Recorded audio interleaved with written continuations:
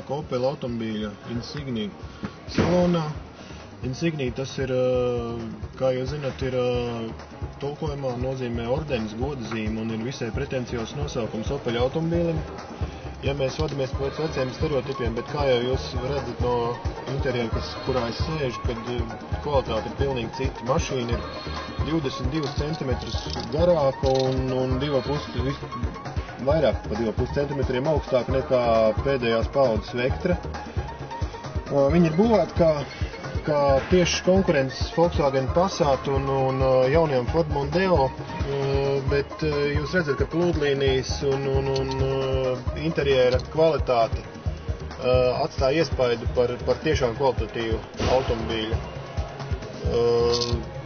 izpildījumu un spējām būt konkurentam pat augstākā segmentā. Protams, viss rādīs nākotni, un patreizējais brīdis nav īstais šim automobīlim, kurā viņš ir parādījies. Cena ir no 19 līdz pat 38 tūkstošiem eiro pagaidām, bet parādoties sportiskajām versijām, tā cena būs vēl lielāka. Patreizējā brīdī piedāvājums ir 7 motori, un interjers, kurā es sēžu, ir pilnākais izpildījums. Viņam ir iespējama gan adaptīvā tālā gaisma, gluži kā jaunākās paaudzes Audi un BMW, kas atpazīst automobīļus, kas brauc mums priekšā un izslēdz tālo gaismu, atstājot tikai to, lai jūs neapžilbinātu. Tāpat arī viņš analizē pretīmbraucošās mašīnas un iebraucot pilsētas teritorijā, kur ir ielu gaisma, tālāk gaisma tiek automātiski izslēgta. Ir tā saucamā FlexRide piekari, kas ir divi režīmi, ir Tour un Sport, ja.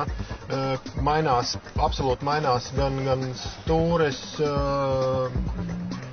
stūres cietība, reakcija, gan piekars cietība un reakcija uz ceļu klātni un bedrēm, kas ir pie mums, protams, bieži sastopams. Kas vēl, redzat pēc sēdekļa kvalitātes un anatomijas, kad šeit joprojām viss ir kārtībā.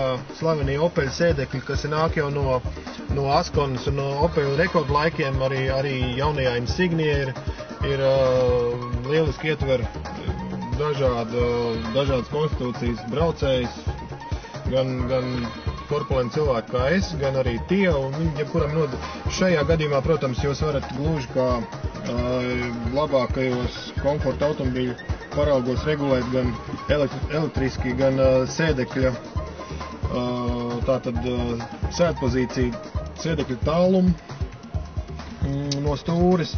Stūre, protams, regulējās gan dziļumā, gan augstumā. Jā. Šis ir gadījums, kad ir grūti pateikt, kas šim auto nav. Ko var teikt, kad nospiežot to Tour režīmu piekarei ir stūri iespējams ir viegli. Dažiem šķiet, kad ir pārāk viegli. Automobīls iespējams nav tik kluss kā jaunākās paaudzes Passat vai Honda Accord, bet viņš tiešām ir kvalitatīvs. Un būtiskākais, ko es jums laikam nepateicu sākumā, kad šis ir gada automobīls Eiropā. Tas nosaka šīs pretenzijas, kādas ir General Motors un konkrēti Opelim. Un mēs visi ceram, ka Opels, kas ir pazīstams jau 70 vairāk gadus, ja, viņš joprojām būs un pārdzīvo šos grūtos laikus. Un tikko Ženēvas auto izstādē ir izskanējis paziņojums, kad Opel būs.